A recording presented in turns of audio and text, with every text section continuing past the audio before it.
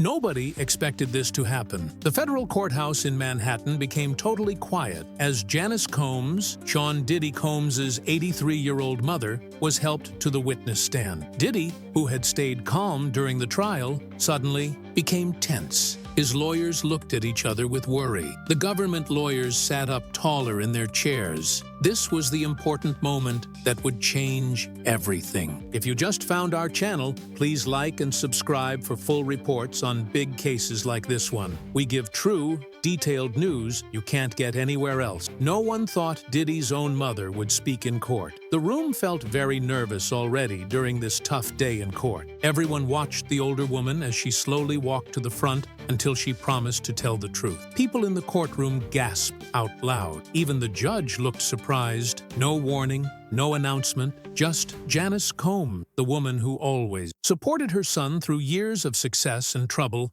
now ready to speak honestly in court. Until then, Diddy had seemed sure of himself during the trial, often talking with his lawyers and sometimes smiling at friends in the room. But something was different now. Maybe it was seeing his mother, his biggest supporter, speaking for the government. Maybe he understood that the person who knew him best was about to talk openly. Maybe he started to see that his careful plan to defend himself was about to fail. Whatever it was, Diddy stopped pretending. He wasn't sitting there as a famous person anymore. He was there as a son watching his mother get ready to tell the truth about him. And when Janice Combs started speaking, the courtroom wasn't ready for what they would hear. Because what his mother shared about their private talks, her worries growing over time, and the truth she couldn't hide anymore didn't just hurt his case badly. It showed a mother painfully facing who her son really was. It began like any other trial day. The room hummed with quiet talking. Reporters leaned forward in their special seats,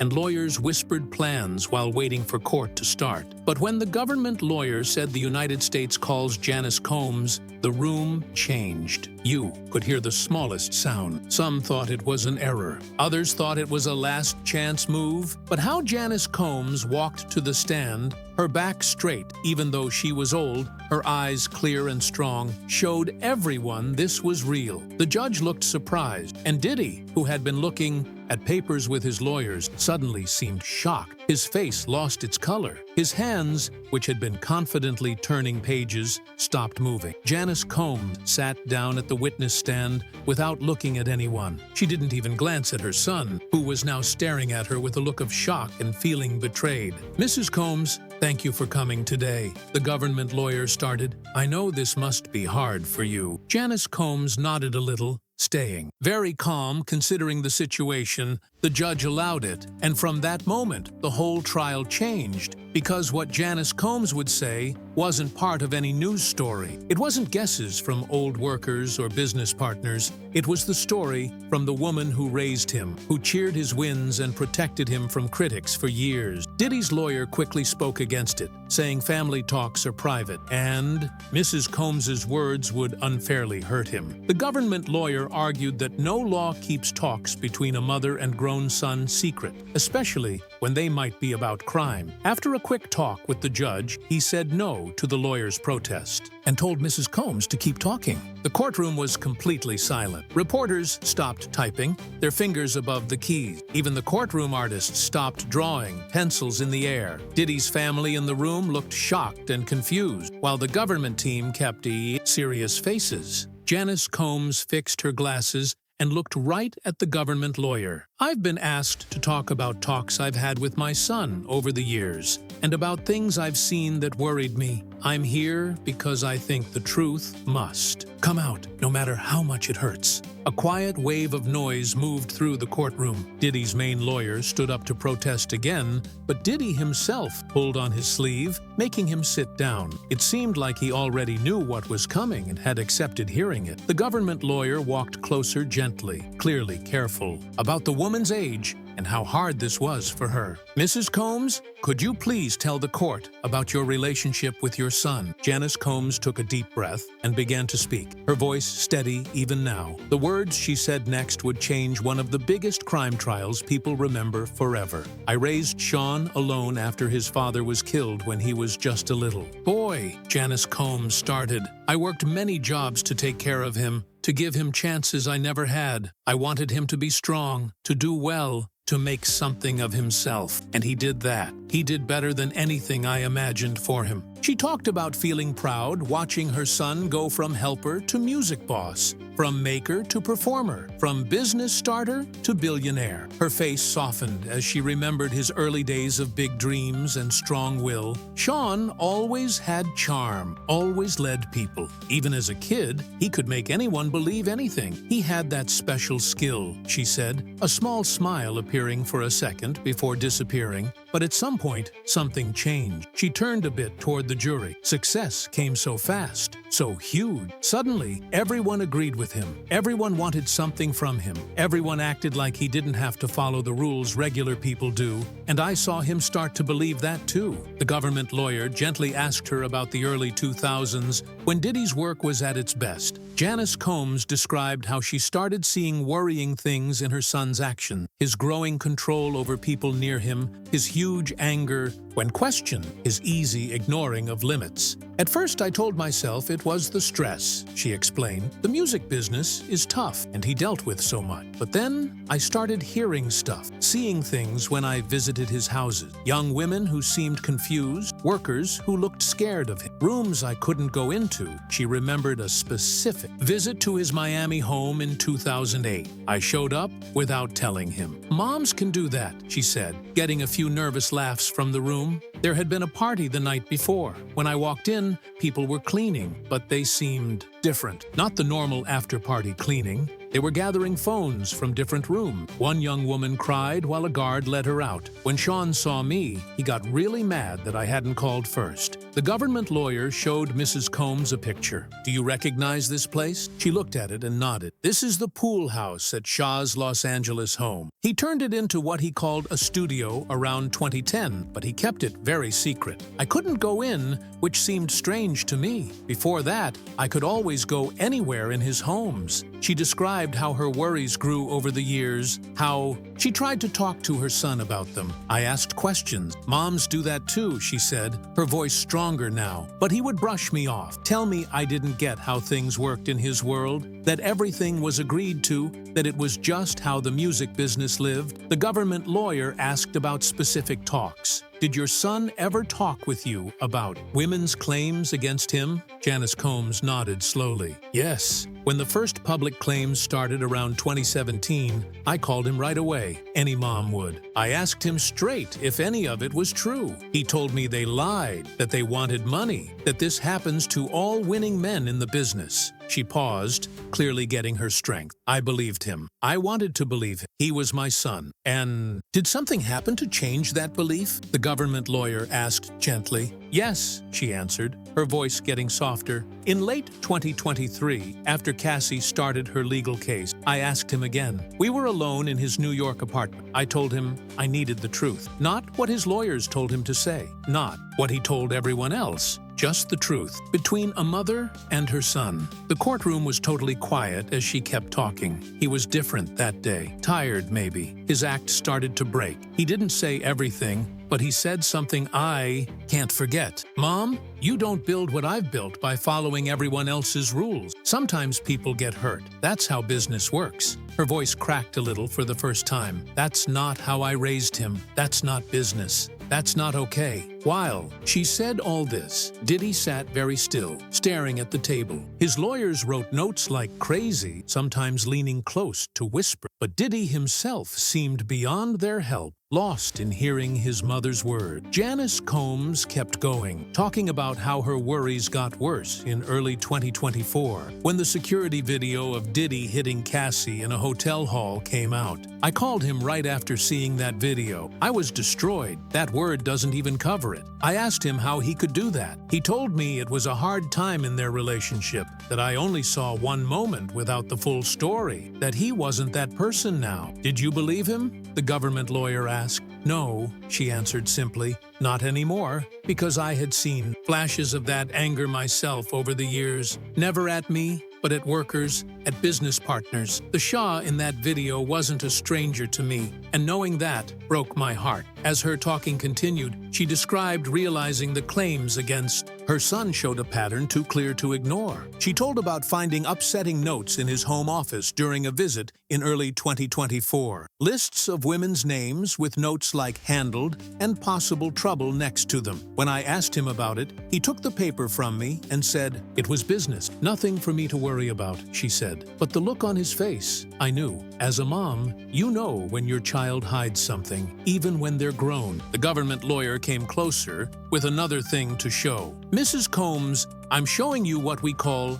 Government Exhibit 42. Do you know this paper?" She looked at it and nodded slowly. "Yes, these are notes I started making after that. Talk. I began writing down things I saw over the years, talks we had, actions that worried me. I couldn't ignore it any longer." "And why did you start keeping these notes?" "Because I worried my love for my son was making me see things wrong. Writing it all down helped me see the pattern better. And what I saw scared me." At this point, Diddy finally looked up, meeting his mother's eyes for the first time since she sat down. The moment was short but full of feeling. A quiet talk between mother and son that seemed to hold a lot of unspoken hurt, betrayal, and maybe understanding. Janice Combs turned back to the government lawyer, looking stronger. "I love my son. That will never stop, but I can't pretend anymore. I can't stay quiet anymore. Too many people got hurt." The government lawyer walked up carefully, thinking about the woman's feelings. "Mrs. Combs,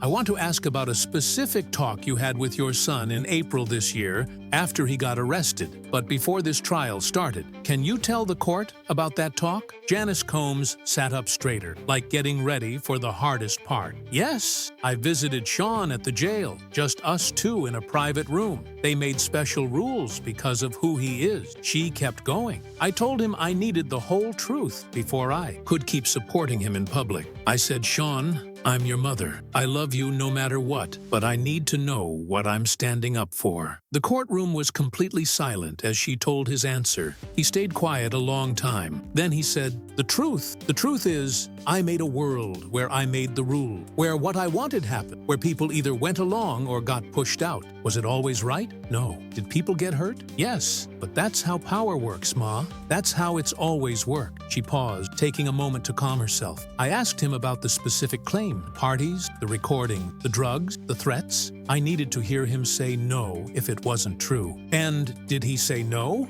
the government lawyer asked. "No," she answered simply. He said, "It's complicated. Everything was agreed to at the start. Nobody was forced. But once you're in that world, the lines get fuzzy. Sometimes people change their minds later, but by then, they'd already taken the money, the chances. They'd already gotten something good." Janice Combs's hands shook a little as she continued. "I told him that saying yes because of pressure, fear of what happens, or being drunk, that isn't real saying yes. He just looked at me and said, 'That's not how it works where I am.'" At the defense table, Diddy's lawyers looked more and more worried. His main lawyer wrote a note and slid it to him, but Diddy paid no attention, his eyes fixed on his mother now. The government lawyer pushed gently. "Did your son ever clearly say he did the crimes he's charged with?" "Not using those words," Janice Combs answered, "but he told me enough for me to know the truth. He said, 'The system I built worked for years. Everyone got what they wanted. It only became a problem when people decided to change the rules.'" She looked right at the jury. "I raised my son to own up to his actions, to be responsible. When he told me that, I knew he was lost. He didn't see people as people anymore, just as parts in a game he thought he controlled." The government lawyer showed another thing, a letter Janice Combs wrote to her son after that visit. In it, she said she loved him forever, but also her deep sadness, and that she wouldn't keep defending actions she now knew were wrong and harmful. "Did he answer this letter?" the government lawyer asked. "Yes," she answered. "Sean called me. He was mad first, then almost begging. He said I didn't get what was at risk, that his whole life, everything he built, was on the line. I told him that was exactly why I had to say the truth, because lives were at stake, not just his." The government lawyer then asked why she decided to speak in court. "Mrs. Combs, what brought you here today? Why did you agree to speak in this case?" Janice Combs took a deep breath.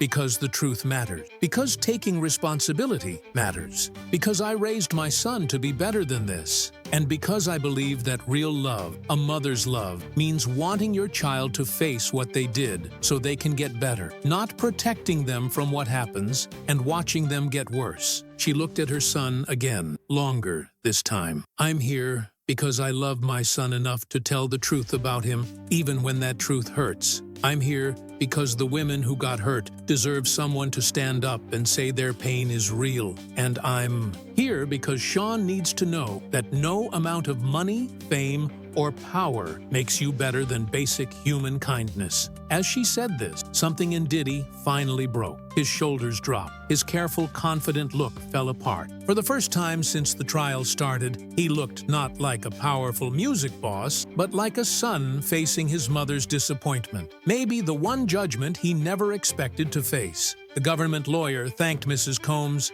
and went back to her seat. The defense lawyer stood up to question her, but he was very gentle, almost respectful. He didn't try to say she was wrong or had other reasons, just said she hadn't seen any crimes herself, and that her words came from talks and feeling, not seeing crimes happen. During the questioning by the defense, Janice Combs stayed calm, agreeing that she hadn't seen crimes, but standing by the main truth, that her son made and ran a system that used and hurt others, and that he had basically said so to her in private talks. As she was finally allowed to leave the witness stand, she stopped, looking right at her son again. No words were said, but the look held years of love, disappointment, and a mother's lasting hope he could make things right. Then she walked slowly past the defense table and out of the courtroom, her back straight, her pride still strong. Diddy watched her leave, and his look showed that, of all the words the jury heard over the trial weeks, his mother's had hit him hardest. The pretending was over, leaving only the truth between a mother and her son. After Janice Combs spoke, the government called Dr. Margaret Chen, an expert in family minds who knows about powerful, famous people. After showing her experience, the government lawyer asked her to explain what the court just heard, what we saw. Today was very unusual. Dr. Chen explained, in big cases with rich or famous people on trial, family often stays quiet or supports them no matter what. For a mother to speak like Mrs. Combs did is a huge change. From that normal way, she continued, from a mind doctor's view, this shows Mrs. Combs reached what we call a moral breaking point, a time when loving her son, but knowing he hurt people, became too much to hold together. That she talked about slowly waking up to it, not suddenly seeing it, makes her words much more believable. The government lawyer asked about the specific things Janice Combs described, the pattern of her son ignoring her worries, saying business made it okay, suggesting normal rules didn't apply to him. These are classic signs of what we call power protection.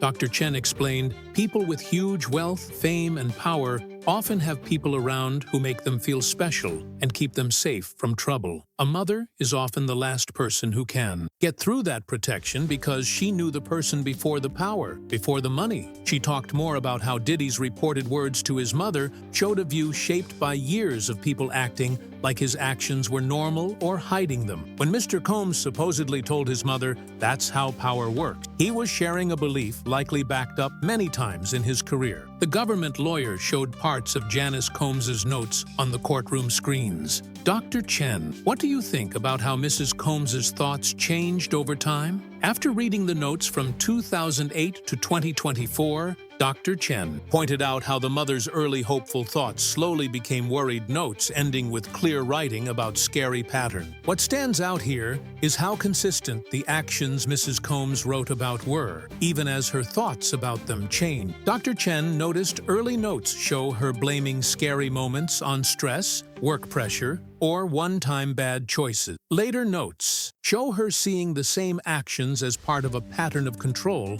and using people. As Dr. Chen kept talking, she put Janice Combs's thoughts in the bigger picture of claims against Diddy, explaining how a mother's view gave special insight into the real person behind a carefully made public image. In my work life, she said, when family who always back the person on trial reach a point where they can't mix their love with the facts, It often becomes a key moment in the trial and how the person sees themselves. During this expert talking, Diddy stayed quiet, sometimes whispering to his lawyers but mostly staring at the table. His confident look from earlier court days was gone, replaced by what watchers called a mix of giving up and deep upset. The defense's questions to Dr. Chen were about her general idea, not about Janice Combs' words, suggesting she was guessing without really knowing the family. Dr. Chen agreed her ideas had limits, but said the patterns described matched well-known mind ideas about power, responsibility, and families. As this part ended, the effect of Janice Combs' words kept shaking the courtroom. Jury members who had seemed calm or blank, even during scary words, now showed clear feeling, some wiping away tears,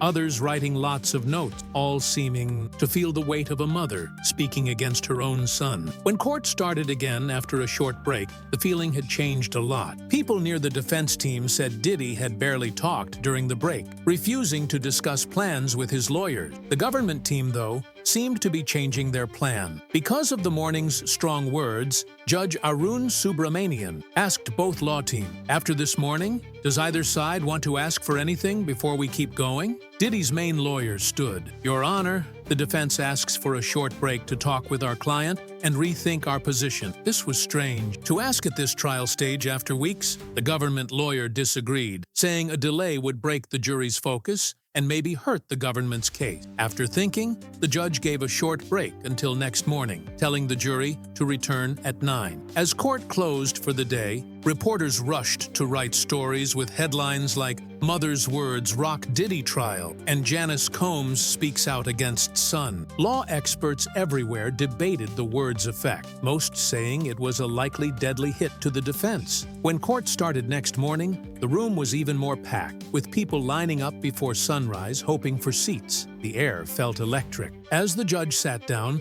and the jury came in, before talking could start, Diddy's lawyer stood. "Your Honor, after much talk with our client, we asked for Mr. Combs to speak to the court." This caused murmurs in the room. The government lawyer disagreed right away, saying any words from Diddy should be under oath with government questioning. After hearing both sides, the judge decided, "Mr. Combs, if you want to speak to this court, you must do it from the witness stand under oath and let the government question you. Do you understand and agree?" Everyone looked at Diddy, who stood slowly. "Yes, Your Honor, I understand and agree." This shocked the courtroom. Until now, experts thought Diddy wouldn't speak, following normal trial plans where talking risks hurting your case. His choice to speak meant either a big plan change or a personal choice over his lawyer's advice. After promising to tell truth, Diddy sat in the witness chair. Gone was the fancy suit and confident look from before. Instead, he wore a simple dark suit, his body quiet, his face serious. His lawyer started simply, "Mr. Combs, why did you choose to speak today?" Diddy looked up, his eyes moving over the crowd before landing on the jury. "I heard my mother yesterday." "Really? Heard her? And I realized I've been hiding from the truth so long, I almost believed my own lies." His voice was quieter than ever before, missing the strong charm that built his business world. "My mother raised me better than what I became. She taught me about respect, about doing right, about treating people well. Somewhere, I forgot those lessons." His lawyer seemed briefly thrown off by this start, but recovered. "Can you tell the jury about the charges against you?" "I know I'm charged with big crimes," Diddy answered. "Racketeering, sex trafficking, forcing people. For years, I told myself. What I did was just business, just how the business works. I told myself everyone got something. Everyone agreed. Everyone knew what they were doing." He paused, breathing deep. But that wasn't true. "I made a place where people couldn't freely say no, where the fear of trouble, losing work, public shame, money loss hung over everything. I didn't call it forcing. I called it having an edge. But it was wrong." As Diddy kept talking, he described how winning, wealth, and power slowly twisted his thinking. He talked about making a world where his wants came first, where workers and helpers knew their job was to make things happen and then hide whatever he wanted. He agreed he made a system of secret deals, payments, and threats that kept victims quiet for years. "I made myself think that if people took the money, accepted the chances, signed the papers, then everything was agreed to. I ignored the power difference that made real agreement impossible in many of those times. When asked about specific claims from victims who spoke earlier, Diddy mostly agreed with them, sometimes adding that his memory was fuzzy because he was using drugs or alcohol then. His lawyer, clearly in new ground with a client not following the plan, asked about Janice Combs' words. Your mother talked about talks where you basically agreed you made a system that used people. Was she remembering right? Diddy nodded slowly. Yes. My mother never lied to me or about me. She told the truth yesterday about when she visited me after my arrest. I did tell her those things. I was still making excuses for my actions then, still telling myself that power uses different rules. I couldn't see or didn't want to see how wrong that was. As his lawyer's questions ended, the government lawyer came closer for her question. She was direct but careful, knowing Diddy's seeming confession needed handling. Mr. Combs, you described making a system where agreement was hurt by power differences, threats, and force. Do you know that matches the law's meaning of the crimes you're charged with? Yes, Diddy replied. I've had lots of time to think since my arrest, lots of time to learn these laws and see how they fit my actions. And yet, you first said not guilty to all charges. What changed? Diddy looked where his mother sat yesterday, though her seat was empty now. Yesterday happened. Hearing my mother say the truth I denied so long, it broke something open in me. My last defense was telling myself that people who truly knew me, who loved me, understood I wasn't the bad guy the government described. Hearing my mother took that away. The government lawyer's questions got more specific, walking Diddy through each crime part and getting him to agree it matched what the law calls sex trafficking, racketeering, and other charges. By the time her questions ended, Diddy looked tired and beaten. His words, instead of defending him, had backed up the government's case in many ways. As he stepped down from the witness chair, he paused, looking at the courtroom full of reporters, victims, watchers, and his own family. For a moment, he seemed about to say more, but instead just walked silently back to the defense table. The judge called a short break before the next witness. As people started leaving, Diddy stayed seated, staring ahead, the weight of his own. Words clearly heavy on him. The man who built a business world on charm had just taken it apart with his own mouth. After the break, in a move that stunned the room, Diddy's lawyers asked for a meeting with the government and judge in private. When they came back 30 minutes later, the judge spoke to the court. Ladies and gentlemen, I've been told the person on trial wants to change his plea. Before we go on, I need to be sure he makes this choice, knowing what it means and wanting to do it. The judge then asked Diddy many questions, making sure he knew what rights he gave up and the possible jail time. When asked if anyone forced him to change his plea, Diddy shook his head. No, Your Honor, this is my choice. After hearing my mother and thinking about what I did, I can't honestly keep saying I didn't do it. The judge accepted the plea change, setting sentencing for 6 weeks later. As things ended, victims who spoke watched quietly, some holding hands, others wiping tears. The trial many thought would go on for weeks ended surprisingly after a mother's words and a son finally facing truth. Outside the courthouse, reporters rushed for reaction. Janice Combs, who came back to see her son change his plea,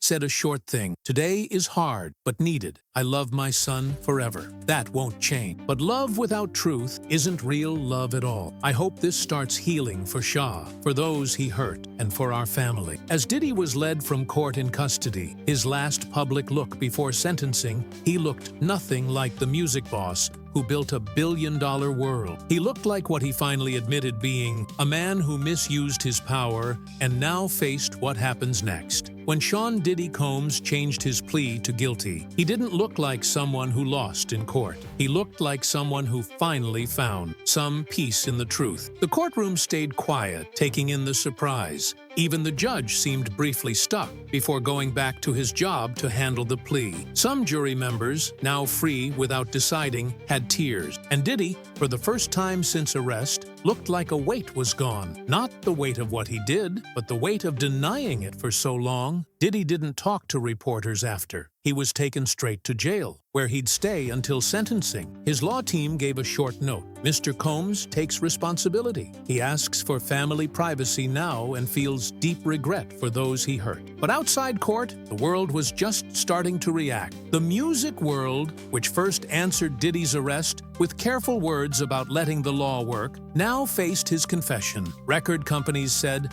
they hated power abuse and would check their rules. Artists who worked with him stepped back, some shocked, others admitting they heard rumors for years but didn't know what to think. Behind closed doors, music companies held quick meetings. Deals were checked, projects stopped, connections cut. And while many tried to say Diddy acted alone, the internet already showed a bigger problem. Old interviews came back, showing music people hinting at how things work in words like Diddy used in court. Photos and videos from music events were looked at again with new eyes. Most important, other victims from the music world started telling their own stories of abuse and being used. Fans weren't just shocked, they thought hard about themselves. Many felt bad for supporting Diddy's work despite years of rumors. Others asked why it took a mother's words to break through the shield money and fame built. The time of blindly loving. Famous people started showing cracks.